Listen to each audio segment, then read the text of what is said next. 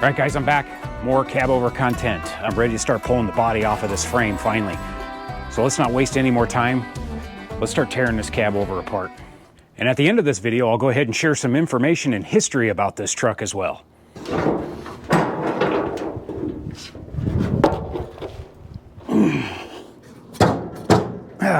I'd say a lot of this stuff is pretty crusty. All right, I'm just gonna start unbolting some of this stuff just so I can get in here and access it and whatnot. I'm honestly nervous about taking an impact to a lot of this stuff because I don't know what the bolts are gonna do when I hit it, but we'll find out.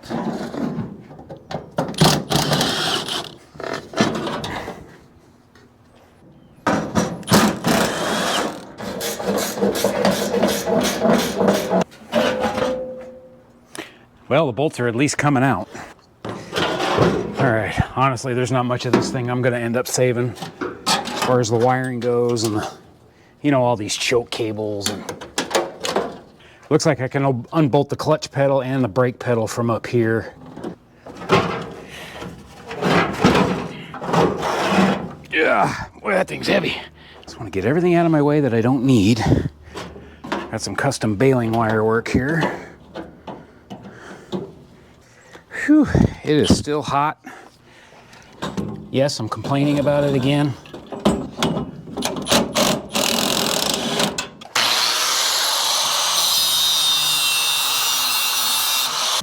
All right, I'll be honest, I'm a little nervous about taking this door off. I'm worried these bolts are gonna snap off. I guess I can get some WD back up in there behind there. These other lower bolts here, oh, yeah, those make me nervous.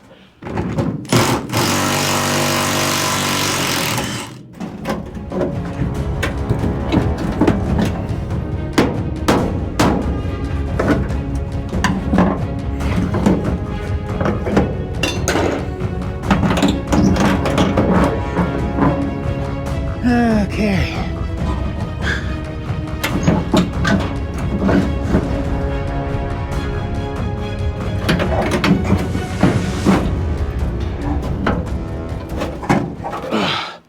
Whew, boy. That was a fight, I'm not gonna lie. Now, a few of you pointed out in the last video, why would somebody from the desert Southwest travel halfway across the country to Illinois to the Rust Belt and haul home a rusty pile of crap? And you wouldn't be wrong, believe me. But honestly, because it was in my price range. And by that I mean it was free. So, yeah. These hinge pockets are a little rusty. The upper one's up here okay, this lower one's pretty bad, but I don't know. I'm not gonna think about it right now. I'm just gonna keep moving forward. I don't wanna get sidetracked and get all flustered with it right now. So, all right, so I had to drill out these lower ones because they, what are those bolts called that take these sockets? I forget what they're called. But yeah, it's pretty rusty down here. I mean, some of this can be patched. This up here is okay. This one up here is okay as well.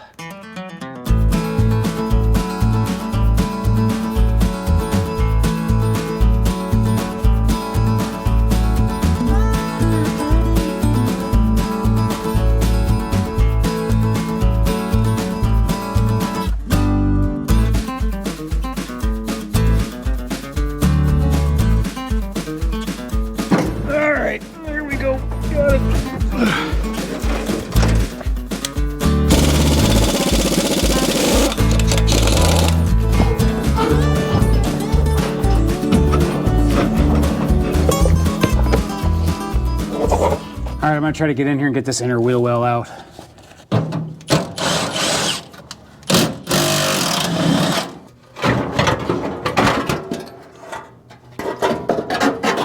Ow. All right, got it. I don't know how much of the sheet metal I'm actually gonna be reusing too. Maybe none of it, probably, I would imagine. All right, I guess I'll work on the rest of that stuff, and it's just too tight of quarters in there to try to film. Plus, it's getting late in the day, and everything is just scalding, burning hot right now. So I'm tired of burning my hands. Yeah, I know. Put some damn gloves on. I know. I hate gloves. I can't stand them. But all right, I'm going to work on that stuff. I'll probably do it tomorrow. I'll get back with you in the morning.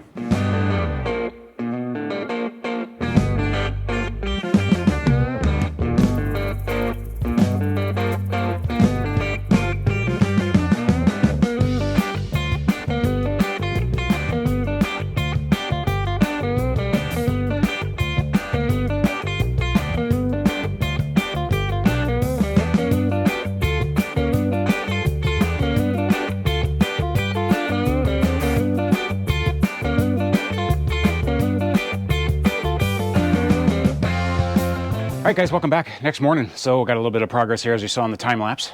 All right, so I got the front grille out of the way, obviously, and then the bumper. Some of the bolts came out, and a lot of them were just completely rusted away, but I got it out.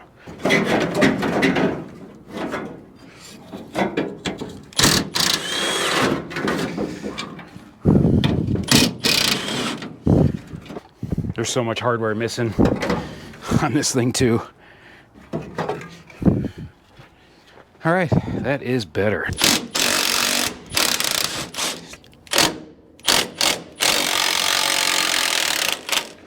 I really want to try to reuse the stock steering column in this thing if I can, try to adapt it to the modern steering box. I really like those old original steering wheels, so that's kind of what I'm hoping to do with this thing. But I guess we'll see. There she goes. Okay, one thing I didn't think about was how I'm going to get this thing out of here. I didn't take the steering wheel off yet. As per usual, piss poor prior planning.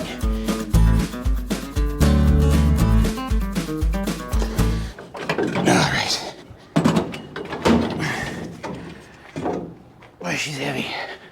I'm gonna disconnect this parking brake handle and all this mechanism.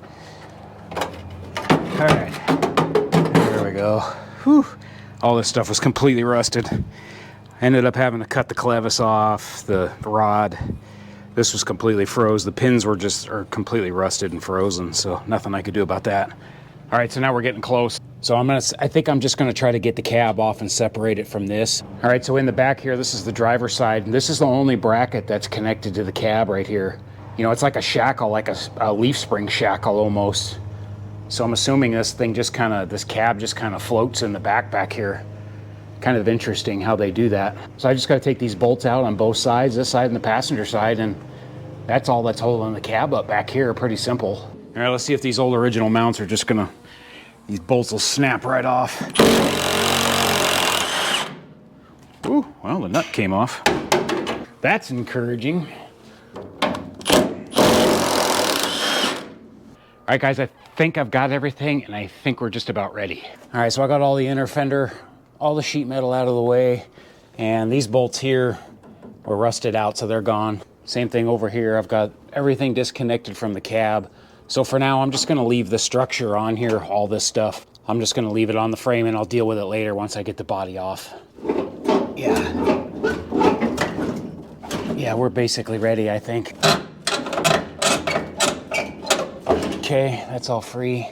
All right, then everything else in here for the most part is done. All the wiring, there's really nothing to the wiring. I got all the cables disconnected.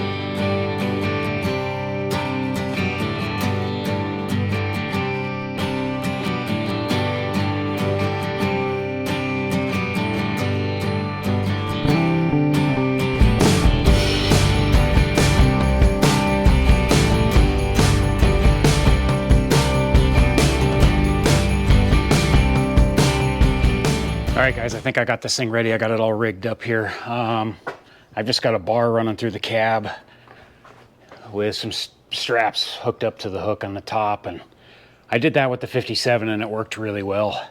I just don't know where my balance is gonna be. So as soon as I start lifting this thing, I'll figure out the balance front to back. I'm kind of guessing right now just because it's got the fenders on it and stuff, so.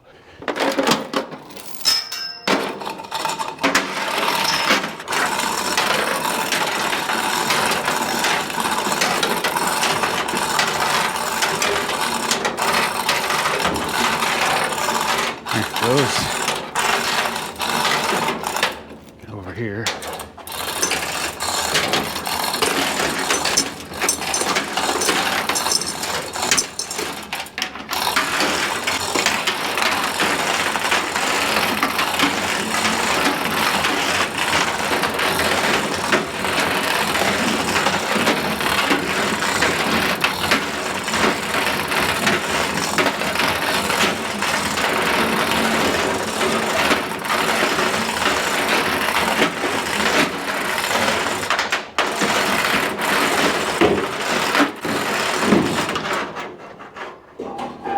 Scary.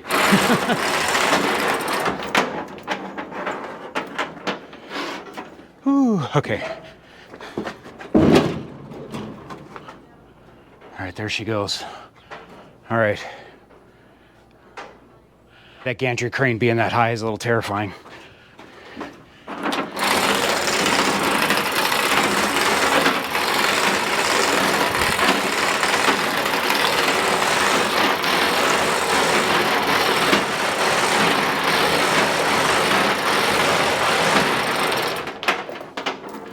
I think I'm okay. Ooh, it's gonna be close.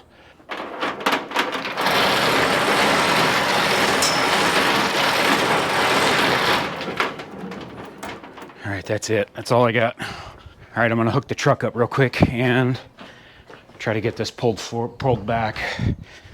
Problem is it's gonna hit this back here. I gotta be really careful when I pull this thing forward. Pull it back, I mean.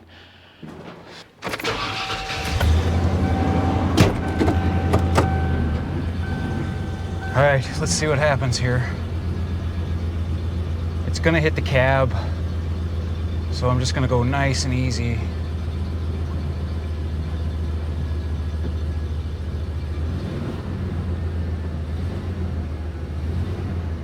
Whoa, whoa.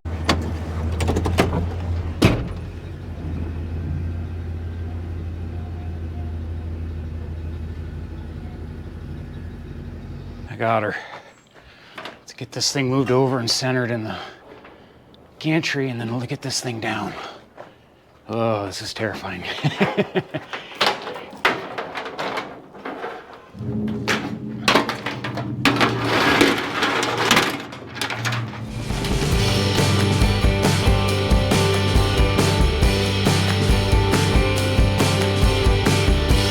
right, that makes me feel better.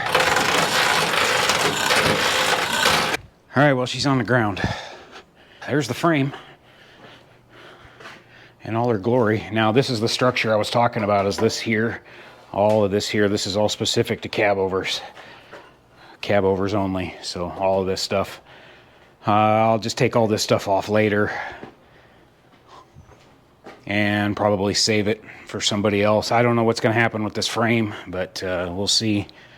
Honestly, I will probably hold on to some of this cabover structure for now, just in case I need it. I don't know what I'm going to need for the motorhome. I'll play that by ear as I go along here with the motorhome. I may just make an entirely new structure. I wonder how bad this engine really is.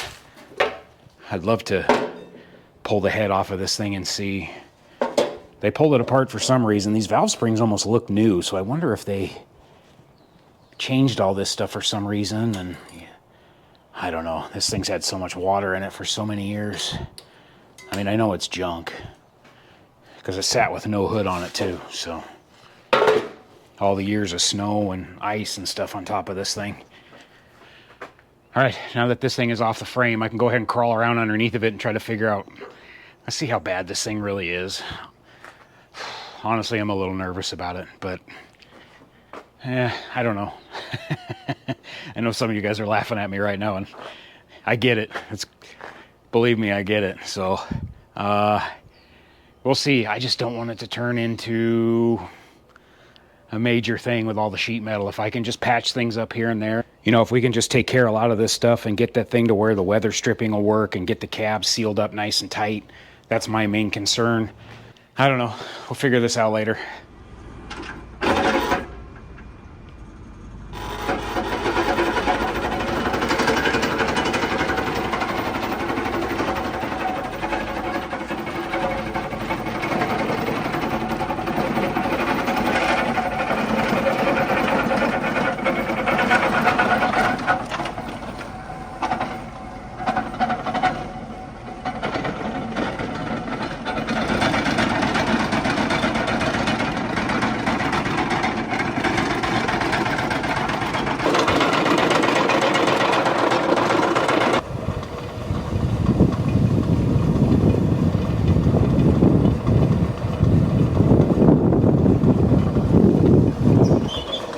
Hey, hold on. Stop.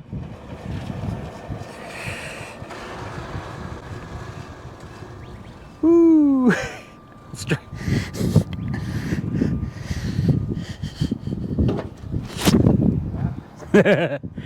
Strap broke.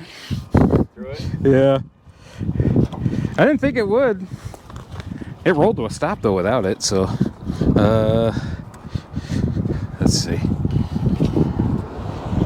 Let's try that. Pretty long chain too. Yeah. Yep. Not sketchy at all. It's fine. It actually burned through that strap, so I had to redo it.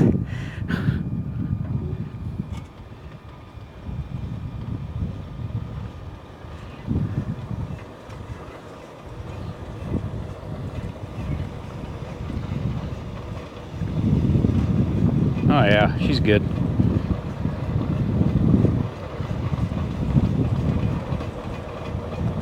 Of course, that hook's about to come off, but it's all right.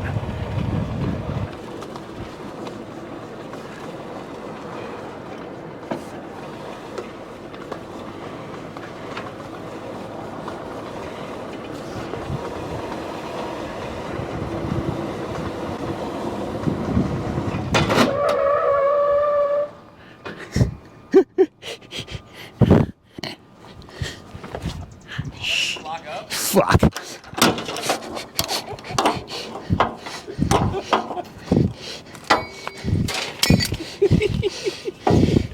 I don't think we need it. Nah, I don't think so. I think it'll be all right. Get the fuck out of the road.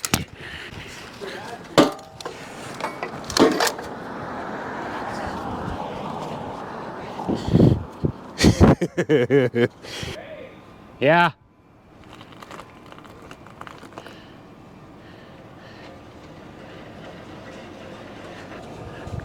Go ahead.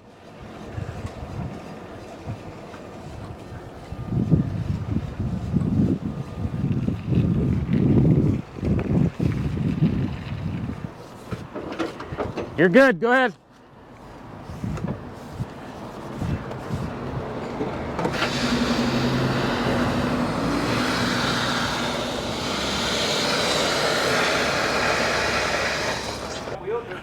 It locked up right as we pulled in. All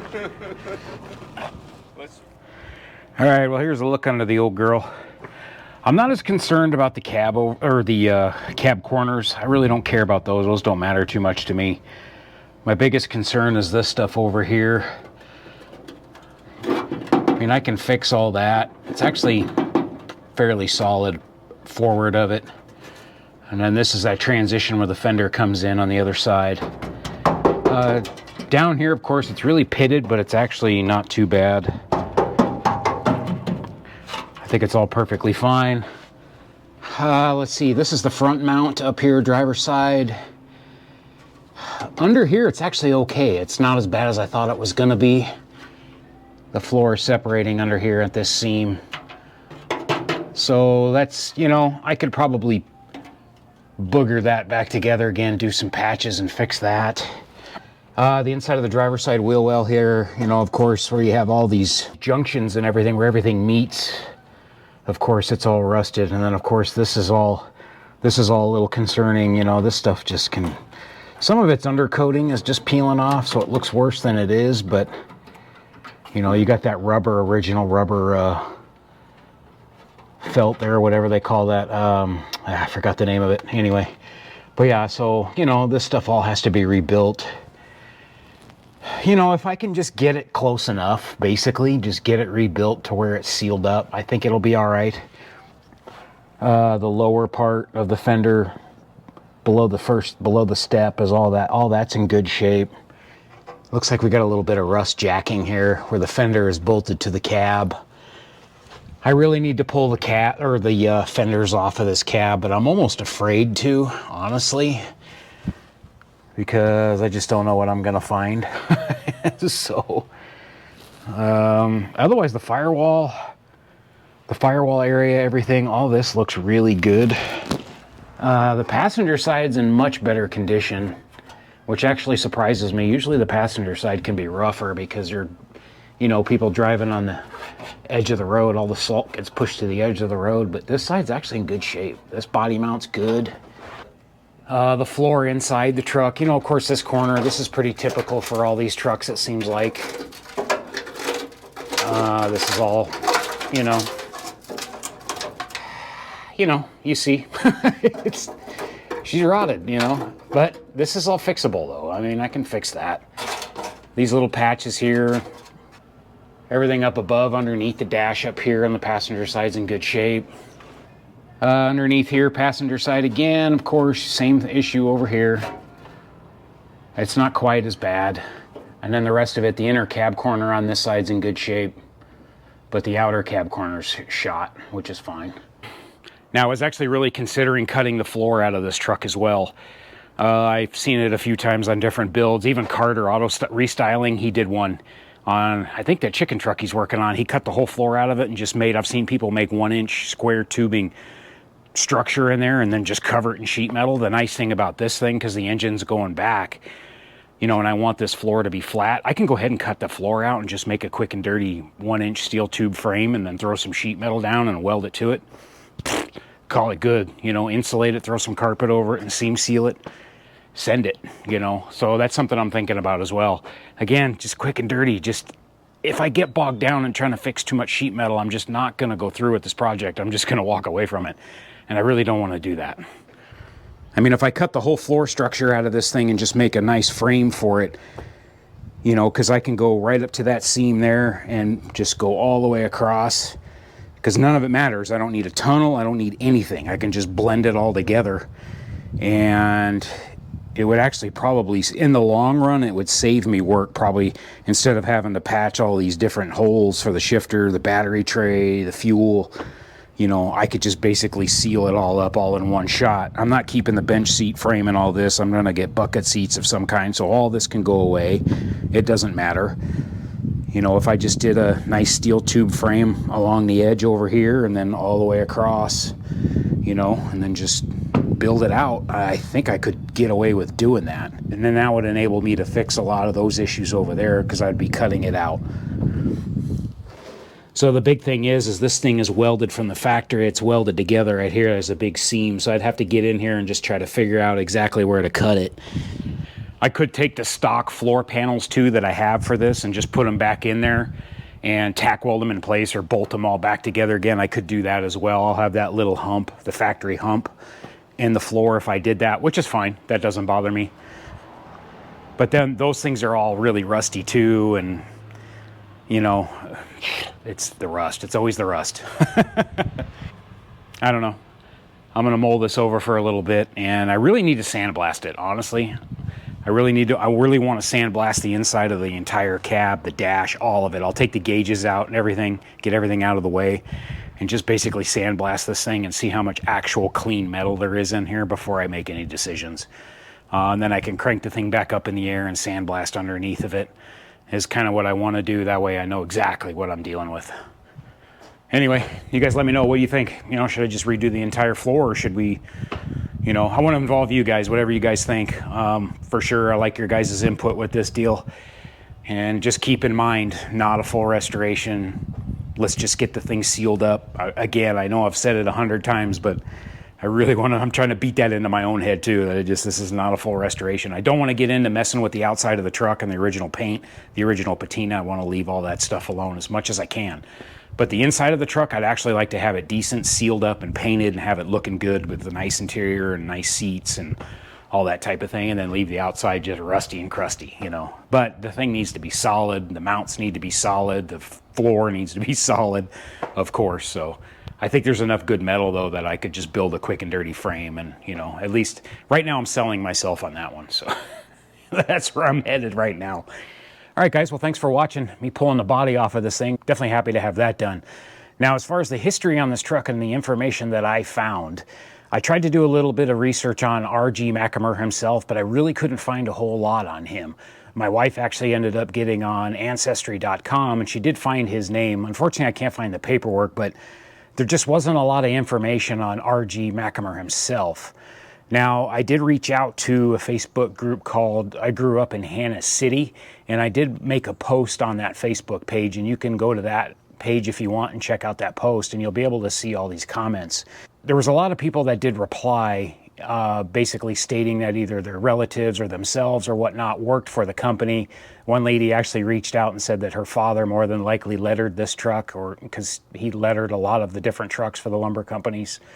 So pretty cool information there. A lot of different responses of family members, you know, grandfathers, you know, cousins, aunts, uncles, all that type of thing. They worked for the company at some point there in Hannah City. It seemed like it was a fairly large operation in Hannah City. Another one of my subscribers, A.G. Dean, actually reached out to me as well and sent me some pictures. He's got a 50s Ford pickup. Sorry, Dean, I forgot the year of your truck, but it's actually lettered R.G. Mackimer as well, which was pretty cool. And he actually did a frame swap on that truck, and he's got that truck currently running and driving on the road. He also posted the pictures of his truck on the Hannah City page as well. Now, as far as I could tell, it seemed like R.G. Mackimer would like to partner with different companies, and then they would buy him out, and then he would like go on and do his own thing again. It seemed like he was partnered up with several different companies over the years. One of the big ones was the McBroom family. Now, the McBroom family seems like they were very big in the lumber industry in central Illinois, and they had many, many different locations from what I could tell. And a lot of the different family members and stuff that responded, they were all part of the McBroom family. So pretty cool information there as well. And again, you can check all that out on the I Grew Up in Hannah City Facebook page. Other than that, you know, there's a couple pictures here of the storefronts of the lumber company and the hardware store. I'll throw those up as well, and you can see those. That's pretty cool. Some cool history. I couldn't find any pictures of these trucks in service, unfortunately. I did try to do some digging, but I couldn't find anything. You know, at the time, it was just a work truck. Nobody cared about it, so who knows if there is any. But if you guys have any information on R.G. Mackimer or the McBroom family as far as the lumber company is concerned, you know, let me know. Post a comment down below, or maybe some pictures. We can, you know, go to that Hannah City page and share some whatever pictures you may have, if you have any at all. But that's going to do it for this video. So I really do appreciate you watching, guys. Stay tuned. I'm going to try to do these, get them out as quickly as I can. You know, between this and the Maverick and full-time job, it's kind of hard to do it all the time. But I'm just going to keep plugging forward on this thing. All right, guys. Well, thanks for watching. I appreciate your time, and stay tuned for more. We'll see you later.